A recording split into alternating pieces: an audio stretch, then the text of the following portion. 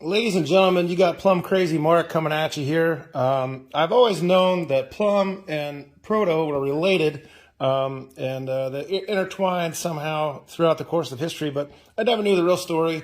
And I happen to notice, obviously these ratchets look remarkably similar. They've got the pebble grip, and even so far as they have the same part number, 5449 on the Plumb and 5449 on the Proto.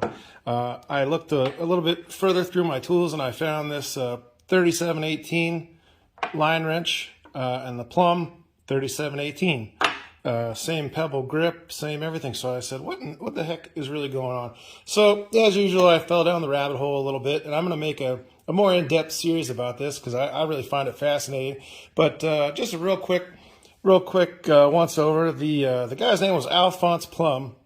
And he started the Plumb Tools with a couple of other guys, and he bailed out about 10 years later. But he never bothered to trademark the Plumb name, or if you look on the side, it's got like Plumb Bobs, which is pretty clever, and then it has the triangle there for the O. But he did not get that trademarked. And there was another company, a tool company out of Philadelphia named Plumb with a U, Plumb. They kind of came to an agreement, just a verbal agreement, and the Plumb in Philadelphia just did striking tools, chisels, punches, hammers, that sort of thing. And they kind of had a gentleman's agreement that Plumb wouldn't make those kind of tools, and there wouldn't be an issue. So Alphonse Plumb's out of the picture later on, and Plumb decides to start making hammers and chisels and punches, and it's a problem. So in 1946, Plumb out of Philadelphia sued him and said, hey, what's the deal? It's supposed to be a non-compete sort of verbal agreement going on, and they said, you know what, we'll just go ahead and change our name, and that's what they did.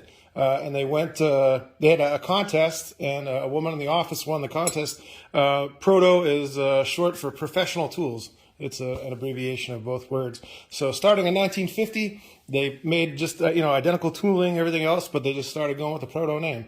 The rest of the story really, you could, it almost reads like the Bible. Abraham begot, Isaac begot, right down the line there. It's like the JFK assassination.